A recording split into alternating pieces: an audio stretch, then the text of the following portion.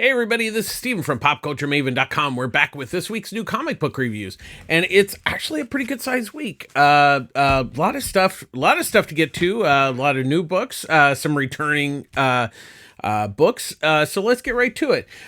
First up, if you find this, I'm Already Dead, #1, written by Matt Kent with artwork by Dan McDade. So what this is, it centers around a story about Robin, this reporter, who goes with this Marine troop to this pocket universe terminus where they've kind of set up it's an alien world, but they've kind of set up a camp. And when they get there, the alien, some of the aliens that live on this planet have gotten into the base, and they kill all the Marines except for one, and him and Robin take off. They go into the underground city where they see other inhabitants, but then there's the kind of, I guess you could say, the alien army or cops or whatever chasing them, trying to kill them. But they're kind of discovering about this mysterious world. It's really quite fascinating. It's really a really interesting book. I think the story's kind of a great setup. Kent's done a really good job here.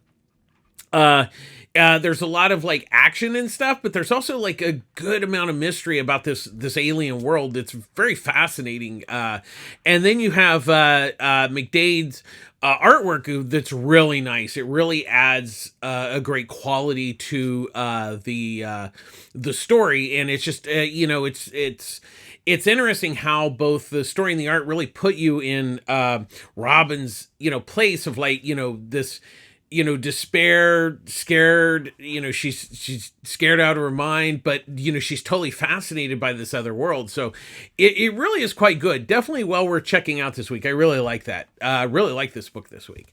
Next up, we have Blue Book 1947, #1, written by James Tynion IV, with artwork by Michael Avon Oeming. And then the True Weird Backup is written by Zach Thompson, with artwork by Gavin Fullerton. So this is, it's not so much a continuation of the first Blue Book. It's a different story. And this one centers around Kenneth Arnold, who's an ex pilot from the Air Force.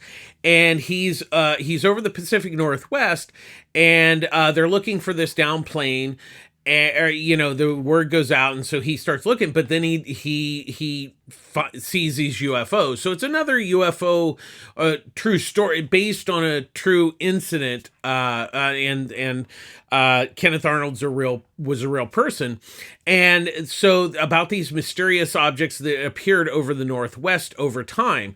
And that's what this story is. Like the first story, it's based on real stories of people who have encountered UFO or aliens. And it's quite fascinating how how Tynion and Oeming tell this story. It's very down to earth and everything, and they're not like, oh, it's aliens. It's pretty much a factual account of what him and other people encountered with these flying objects. This book's not going to be for everyone, but I think if you're interested about UFOs and real stories about them, it's well worth checking out. The True Weird story, the Daggervon Whopper, by Thompson and Fullerton, was really good. It's basically about it's kind of a wise tale of this cook Riley who fed the miner, no, when they weren't miners, they were forest, they were cutting down the forest and everything. And so they kill him for his money, and they find out he doesn't have a lot of money. But basically, the guy that kills him, buries him in a shallow grave. Hopefully, the wolves will eat him. But what happens is his spirit comes back and haunts him and kills the guy that killed him. And then there's this wise tale of this mysterious entity that is haunting the island. It was really good. I really liked it, and Fullerton's artwork was really great. It was just black and white and just really creepy and everything, and I really like it. I enjoy Blue Book. Once again, I don't think, if you're not into UFOs, I don't think it's going to be your cup of tea. But I think if you're interested in the subject, and the way that they're kind of telling it historically, but more of a visual, point of view with being, the comics medium. I really like it, but once again, it's not going to be for everybody, but if it's something that's interesting you, I think it's well worth checking out. Next up, we have Batman number 143, written by Chip Zdarsky, with artwork by Giuseppe Camuncoli doing pencils and Stefano Nessi doing inks, and then Andrea Sorrentino doing the future storyline. Now, this is the second part of the Joker Year One, and while I found it a bit better than the first issue, I'm still not totally sold on this. I think I think the problem is I'm not sold on the past version of, how the Joker, not so much how he became the Joker. That's not what this story's about. It's, it's about him, how he was trained by Zurin Ra, who trained Bruce and, taught him to be, like a better Joker. It's kind of interesting, but I think the really fascinating part is kind of the future story where the Joker has basically turn Gotham and everyone into these jokers. It's kind of like a disease or whatever. And that part, and that artwork is done by Sorrentino. I think that's a much more interesting story. I think the Joker Year One story is kind of like, it's okay, but it's not really doing a whole lot for me. I mean, maybe in the third part that comes out next week, we'll kind of see how that goes. But just so far, I'm not totally sold on this. Like I said, if it was the Sorrentino part, I would love to read that story alone. But the Year One part, and it's a real shame because Camuncoli's doing a really great job on the artwork. It looks great, but I'm just not sold on Zdarsky's story on this. Next up, we have Displaced number 1, written by Ed Brisson, with artwork by Lucia Casala-Guda. So what the basic story is Oshawa, Ontario. One night there's kind of like this so it starts off with this couple that, has a new baby and they run out of diapers. So the wife goes to get the diapers. And then there's another guy in a bar that's from the town. So they're outside the town and all of a sudden there's an earthquake. And then there's a giant hole where the town used to be. And there's this old guy who, theoretically he knows what has happened because apparently this has happened before. And then what it is it disappears and then the a town reappears and everybody forgets about this other town. So it's really, it's a great concept. I mean, it's a really good story on this first issue. Brisson's done a really nice job of kind of setting everything up and having some characters instead of just like, oh, the town disappears. We know a couple people that are from this town. Oh, and then there was the crazy old guy. We don't know about him. But it's a good setup. I think it's going to be where he takes this story. Okay, that's really interesting, but where's it going to go? And that's a valid question on this first issue. But the first issue just by itself is actually pretty darn good. And Casalaguda's artwork is really nice. Gets the job done very well. It's a really good start to an interesting story. I think it's going to still see where that second issue takes it, but I did like the first issue and I think it's worth checking out. Next up, we have Action Comics 1062, written by Jason Aaron with artwork by John Timms.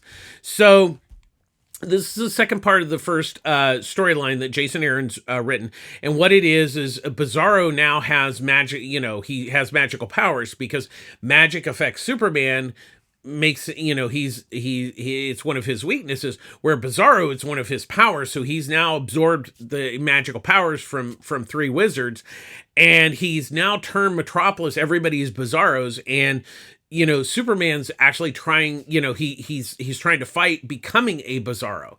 And so this issue really deals with him trying to help people when they don't want to be helped. And, because everything, Bizarro's opposite. So instead of wanting to live, they want to die and, things like that. So, and so at first the Justice League, Batman, everybody, they've walled off Metropolis, but that kind of goes south after a while. And then I will not spoil the great last page ending, but it's like, oh, okay, that makes a lot of sense. I like what Aaron's doing with this storyline. And Bizarro's, I think, a very interesting villain for Superman, and he's always kind of been, the dumb opposite of Superman. And I actually like what Aaron's kind of doing with his character. Like, he's still kind of dumb, but he's smart enough to figure out, hey, this is, he's a bad guy. Tim's artwork is really nice. It's a really good looking book. I really like this first storyline that Aaron set up, and I like the fact that he used a non-traditional Superman villain for this first story arc. So I think it's off to a really good start. I like the first issue, and they built Aaron and Tim's built nicely on the second issue. Next up, we have Penthouse Comics #1. So there's 3 stories. 1, 2, 3. 4 stories. So first, there's The Dream by Jean Defoe, with artwork by Guillaume Marsh. Then there's Gun Crazy, written by Stephen D., with artwork by Jeff. Miss October, written by Stephen Desberg, with artwork by Alan Caro. And then the last of the comic stories is I Spit on Your Grave, based on the novel by Vernon Sullivan and Boris Vian, written by Jean David Morvan, with artwork by Ray Makute. So, once again, I remember when they did, I want to say maybe back in the 90s, they did Penthouse Comics with an X, and they had Adam Hughes did stories and stuff. And a lot of those were kind of like, oh, we can draw boobies and stuff. What I did like about this newer iteration of Penthouse Comics is they were definitely doing stories. They, yes, there's boobies in it, but it's not necessarily about sex. I think it's just kind of more adult stories. And I don't think adult necessarily means sex. The Dream is basically about this guy who's a sex performer on a stage, but then he this woman comes in kind of like to be his manager, and basically kind of gets him fired, but she says that, hey, you can have better clients and make more money and stuff like that. That's kind of the setup there. It was interesting. Of course, Marsh's art is really amazing, but it was an interesting story. I think a lot of these are the first part of a ongoing story, so we'll kind of see where it goes. But it was interesting. The next one, The Gun, is 2 ex-Marines that are posing as strippers, and they go to this kind of hillbilly town where you have a lot of Nazis and stuff, and I won't go anymore. But they're not too. The hillbilly town is not too happy when they discover that one of them is Latina and the other one is a black woman. So chaos ensues, and I'll leave that there. Then Miss October is about a woman who was nearly raped. She got away, but she the rapist hit her on the head, and now she's deaf. So she's now become this like thief. She's kind of gotten a second life, and that one's really interesting. I want to go back to Gun Crazy real quick. The story was really good. I really like Jeff's artwork. It was really, really nice. Miss October, the story was really good. I like the fact that it was, kind of a heist, thief thing. And then Caro's artwork is really nice. That's a really good looking one. And then I Spit on Your Grave. I'm not familiar with the novel it's based on, but it's about this guy, Lee, who kind of goes to this small town. Obviously, I think that he's had some bad things, so he's kind of hiding out in this small town. And of course, it's set like in the 50s. And well, it's actually set. Well, I think it's set during Prohibition because or it's just a small town where liquor is not particularly allowed. Let me see if I can find when they have a date. No, they don't put a date on it, but it's definitely like early, say during Prohibition or the 50s at the best. And so he kind of comes to town, and he's obviously got a past that is kind of following him, but we don't know what that past is. And it was really interesting. McCurdy's artwork is really nice. And the story was really interesting. We'll kind of see where it goes. Now, after that, there's a couple or three articles, and then there's a spread, but it's very tastefully done, I think, especially for Penthouse. I thought it was really interesting. I mean, it's a tough sell for $10, but I do think you get a lot of the quality is definitely there. I think all the stories were really good. The artwork was really amazing on all of them. And like I said, it's not just, they're sex stories. So don't let that kind of turn you off that they're just, booby stories. So, but definitely, if your local comic shop has it, I would look through it. I actually was really surprised how well done all four of those stories were. So, I think it's well worth checking out. Next up, we have Sinister Sons, #1, written by Peter J. Tomasi, with artwork by Dave Lafontaine. So what this is Lord Zod, who was basically, he was kicked off by Zod from his planet. And so he's now traveling through the universe to try to, find a new home. And Sinistan is Sinestro's son, or daughter, I'm sorry. And so Lord Zod ends up on the planet Zila, where Sin-Sun is. And Sin-Sun's kind of like this underground rebel, who wants to kind of, take over things. And then, her and Zod kind of like, they really just meet at the end of the issue. So we'll kind of see how the team up is. I liked the first issue. It didn't necessarily blow me away, but it was enjoyable. Tomasi's, always, he did Super Sons.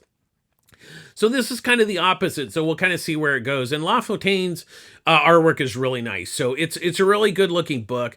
Like I said, it didn't blow me away, but I did enjoy it. So I think we'll kind of see where it goes from this. Next up, we have Transformers #5, written and drawn by Daniel Warren Johnson. So first of all, if you're not buying this book, shame on you, because this is like one of the best books going. And I'm not even that big of a Transformers fan. So really, it's a continuing story of, the both the Transformers and the Decepticons have been discovered on Earth, and now they're causing chaos in the world. So they go to so the Transformers go to the dam to not necessarily find Energon, but to help give them energy, because Energons are like batteries, and so. And then of course the Decepticons, attack them, and and then the Decepticons have also found a way to get more power, so they create more Decepticons, and then a giant battle ensues, and things aren't looking good for the Transformers, but I'm sure they'll be okay. Once again, this book is amazing. Daniel Warren Johnson's just knocking out of the park. It's a great story. I really like how he's really treated the characters, like he's really giving them, a great story. And of course his artwork is just amazing. I mean, he's just stunning artist, but he's really, writing wise, I mean, he's really a good writer. And this is honestly like this book is too good for Transformers. That's how good it is. It's better than Transformers should be, and that's what makes it great. And I can't get enough of it. I love this book. You definitely need to be buying this book. Next up, we have Red Hood the Hill #1, written by Sean Martinbraugh, with artwork by Sanford Green. So what this is so the Hill is, this kind of comes out of the Joker War, where, chaos has ensued even in the suburbs of Gotham, and specifically like the Hill area. And so what it is Strike, she gets a team together to kind of help, keep things sane in the neighborhood, to keep, peace and order, because the police aren't doing anything. And then Jason Todd moves in to, to kind of help, and then that's really the setup here. There's obviously, kind of the mafia, running things in the hill. And so, it's a basic setup here. It was nice. I wouldn't say, once again, not necessarily blown away. It was a solid first issue, but nothing like, there was nothing shocking. I do think the one thing that Martin Braun did was really develop the characters in this first issue, so you kind of get to know them, which is really good. I mean, there's some action and stuff in the first issue, but I think he does take the time to set things up, which is really a big plus. Green's artwork is really fantastic. A lot of people will know him from Bitterroot, which he was one of the co-creators on. But once again, I mean, it's a first issue. We're kind of doing the setup. We'll kind of see where it goes from this first issue. But I think it shows promise, which is always a plus. It wasn't anything like, I am interested in reading the second issue, so that's always, kind of a plus. Next up, we have The Deviant #4, written by James Tynion IV, with with artwork by Joshua Hickson. So once again, we have Michael, who's he's writing this comic book series about this kind of Santa Claus murderer. And so Randall, who has been convicted of the murders, mostly because Paul, the cop that arrested him, really basically is very homophobic. And the reason why is because, he was working with two kids, and of course he was thought to be, having sex with the kids. But really the Santa Claus, we think the Santa Claus killer is like like this spirit or something. I don't know. It's really messed up. But in this issue, we learn how Michael met his boyfriend Derek. And that's really interesting. I like how we're kind of going through, we're in present, but we go back in time, different times.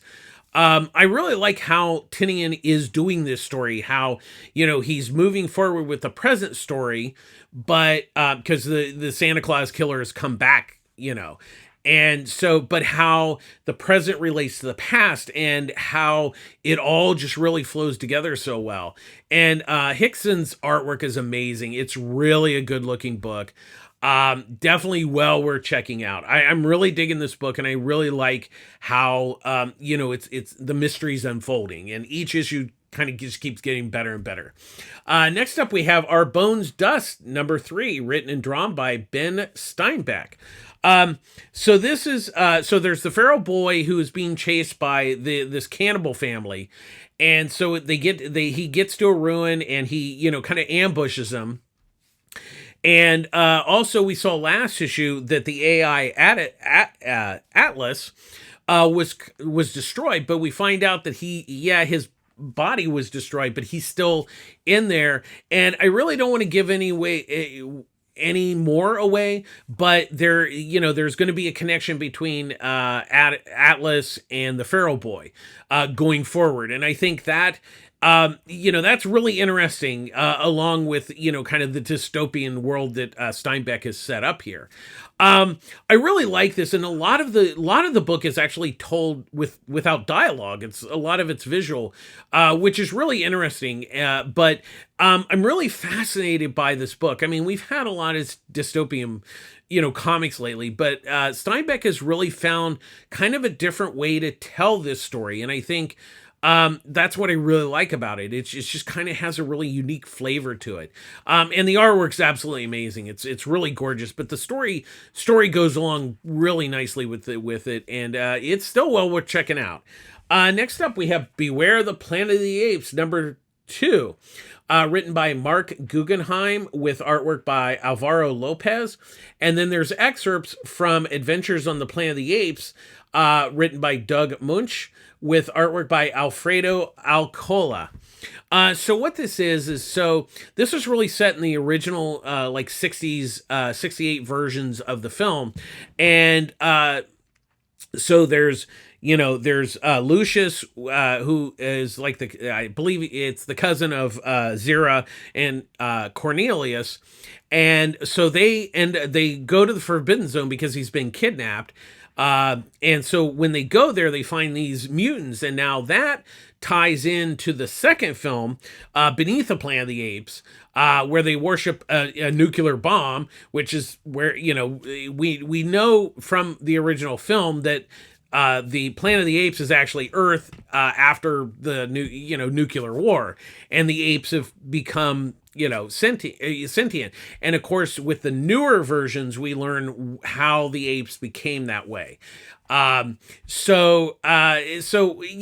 of a little bit of both, but this is definitely steeped in the original 60s version. And I like what Guggenheim's doing here. I mean, once again, I think you have to kind of be familiar with the original ape films, and if you're not, I don't know that you're going to be lost. I mean, he's laying everything out. The story, like, if you haven't seen those films, you'll understand what's going on, but I think you have a greater appreciation for the story if you know those films. And like I said, I like how Guggenheim is filtering in some of the original Marvel adaptions of the movies. That really plays really well with what he's doing here. And then Lopez's artwork is really nice for the newer sequences, for kind of the current day sequences. I like it, but I'm a fan of the original film. So I think it really does help if you're a fan of those. But if you haven't seen them, I would say definitely check them out. I mean, the first one's brilliant. It kind of starts going downhill after that, but there's still a lot of fun, and there's still some great stories along in there. But I think it's worth checking out, but only if you're, knowing that this is really steeped in that original 60s, 68 mythology. And finally, this week we have Batman City of Madness #3, written and drawn by Christian Ward. So this issue, we find out the origin of the Gotham Below and how it came to be, and how it's really very much tied to the, kind of the Gotham Above and the Gotham Below. And we also find out how he actually gave the Court of Owls an origin within the city below, which is really interesting. But really, this issue is Batman and Talon go down to the city below to stop, basically the destruction of that, of the two worlds, because they're basically colliding into each other. And so really that's this finale, ties up all that story and everything. But what's really interesting is how, it's much more than just like, it's really the city below is very weird and everything. But I love how Ward has, kind of made all these strange things just tie together, it fits like a glove. And he's really done a wonderful job with the story. I really enjoyed it. And it's going to be one of those things. I'm interested to go back and reread them now as one story, which is really, kind of sometimes how it's, to see if it improves, because I've really enjoyed this. So to maybe read it in one shot to see how well that works.